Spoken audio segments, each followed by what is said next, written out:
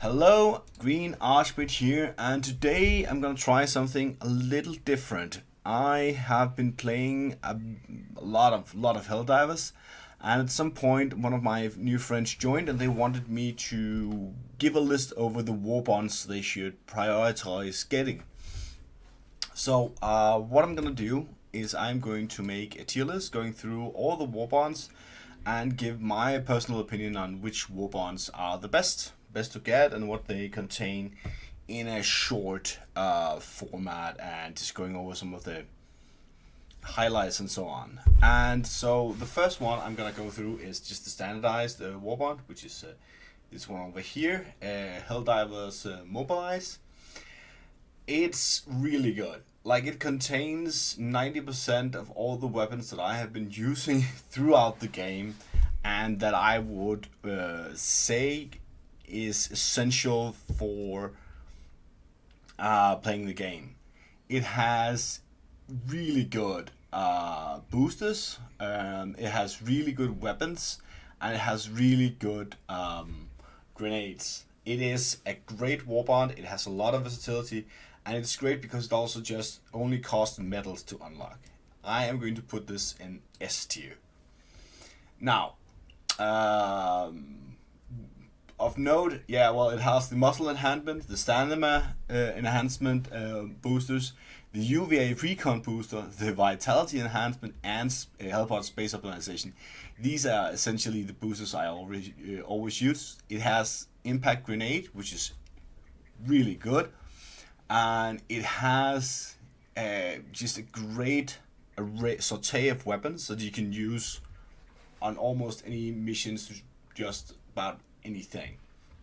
So that's the standard warbond. Now, the second warbond that came out, that was the Steeled Veterans, and it is really good.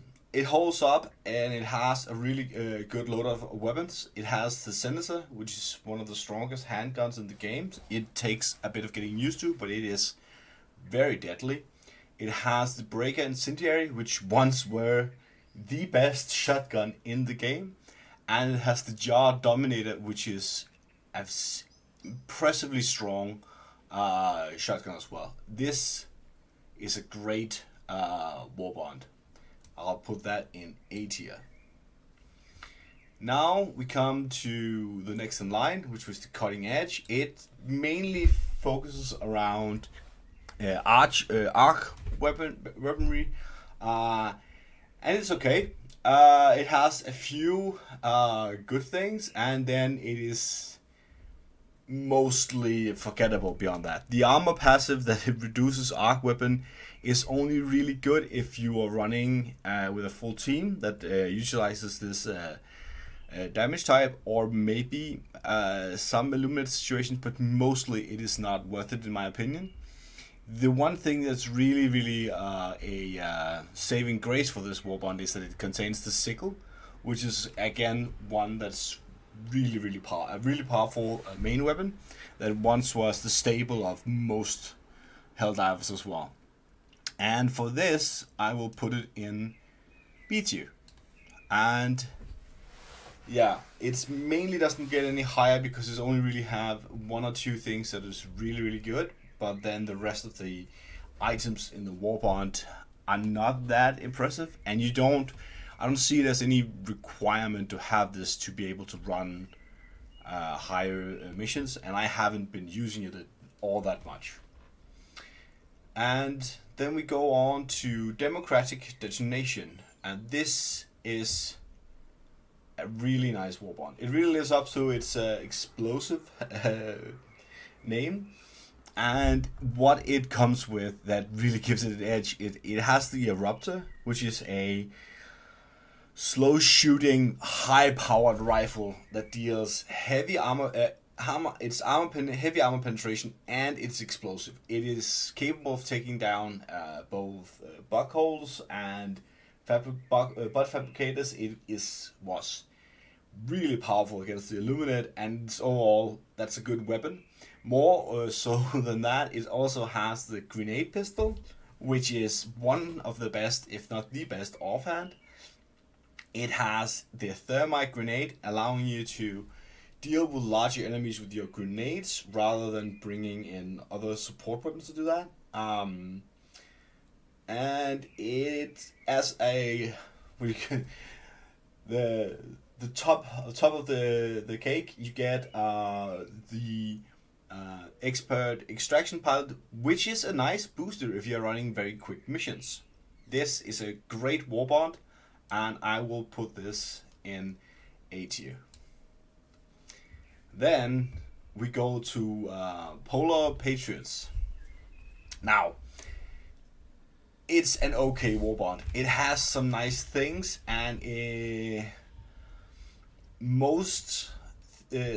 things that sticks out the most for me in this Warbond is the Tenderizer, which is a main weapon that I enjoy a lot. It has a very high damage and an okay armor penetration, and it's extremely accurate.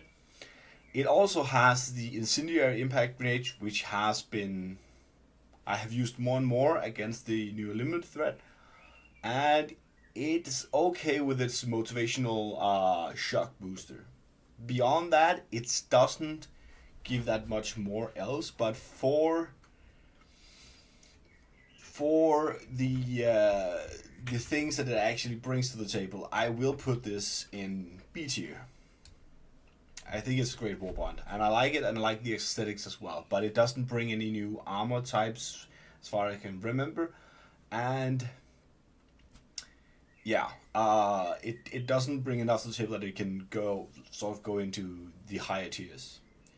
Then we come perhaps to one of the the first disappointing Warbond, so to speak. It is the Viper Commandos.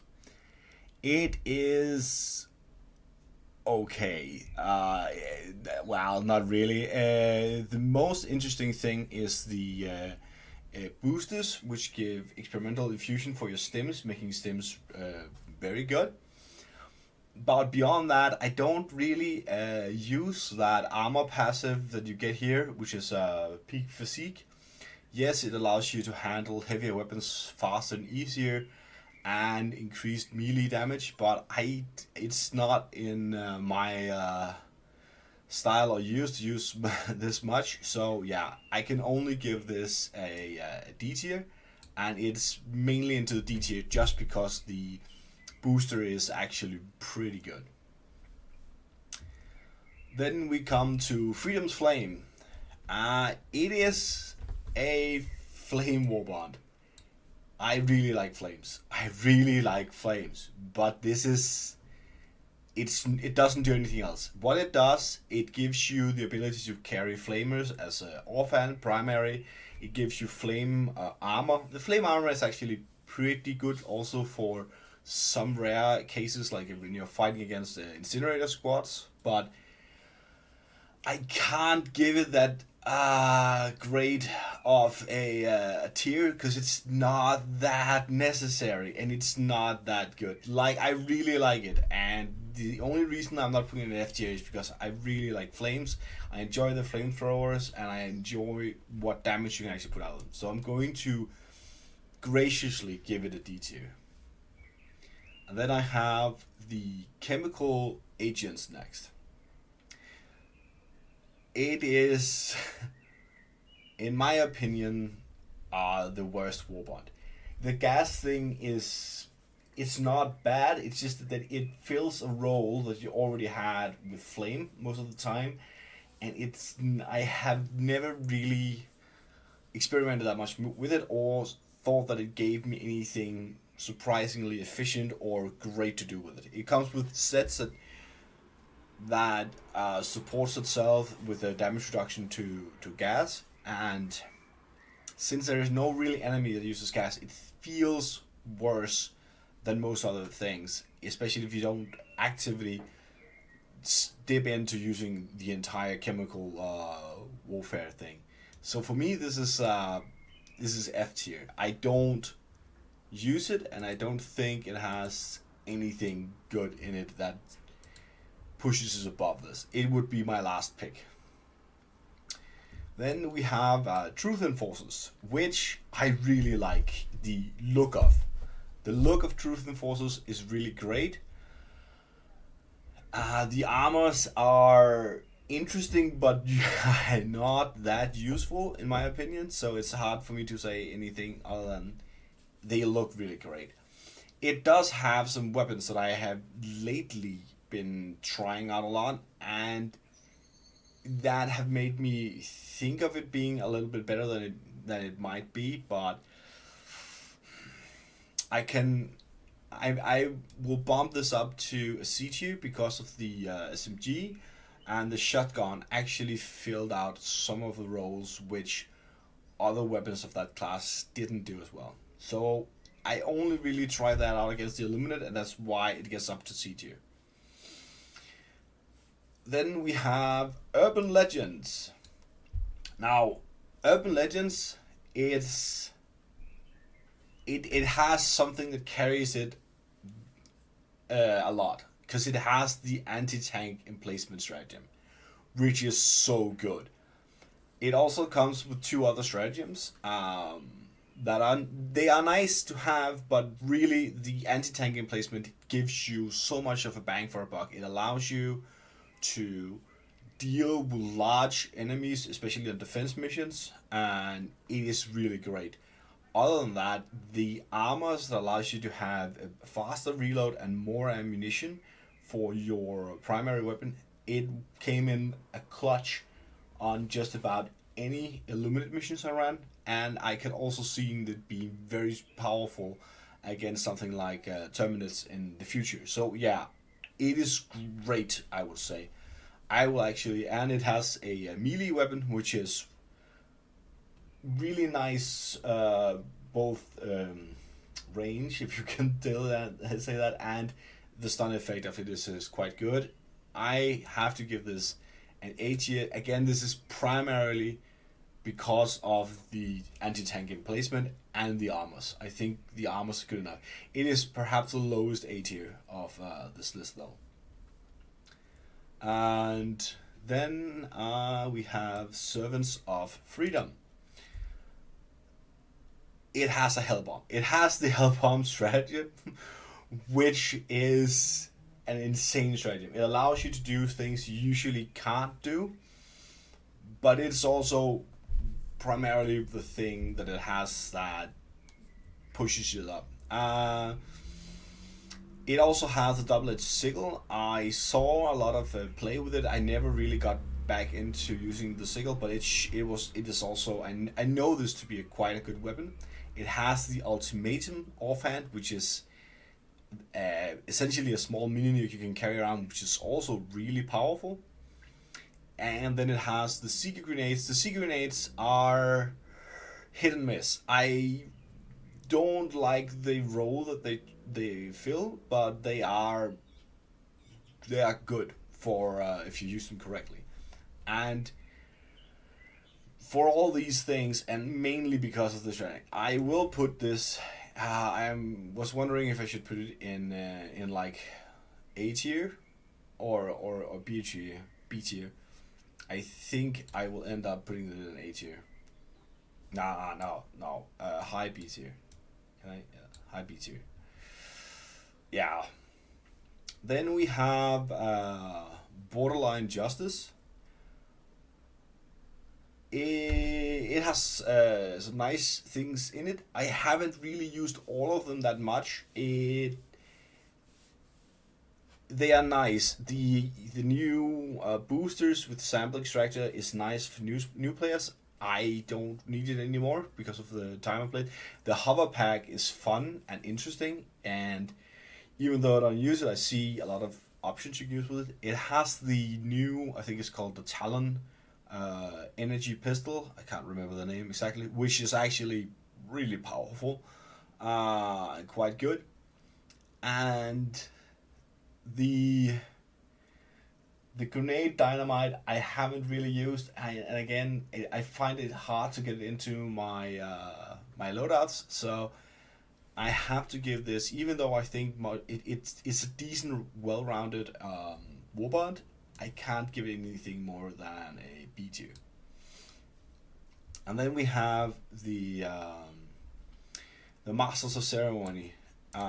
So this has been updated recently because it has had a really disappointing armor passive. There was a 50% chance to avoid a limp damage, which really was lackluster. It has now been changed.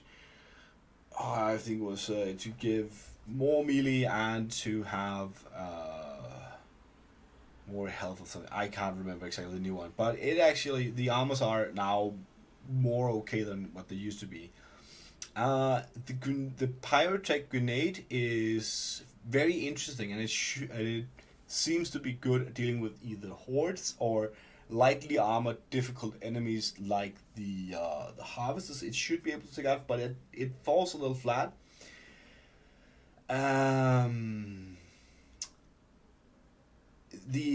The rifle in it is actually pretty nice, but it does sort of fall between some of all the other rifles you have, so you don't really need it. It has the boosters again for newer players to easily get more samples, which is nice. It has the one true flag, which is really corny and really nice, but it's not that good as far as I can see. Yeah. So with all those things in mind, I have to only put it in C tier, even though, yeah, it doesn't bring anything to the table that I would say is essential. So this is essentially my tier list for this game. You might argue that the only having the initial Warbond in S tier might be a little bit skewed, but I actually think it deserves it, both because of the content and the ease of unlock. It has really good things. Most of the weapons you end up using are in the Helldivers Mobilize. Yeah. And even though I have put chemical agents in F tier, I think most of the Warbonds have their time to shine. And depending on your playstyle, you might have a completely different idea.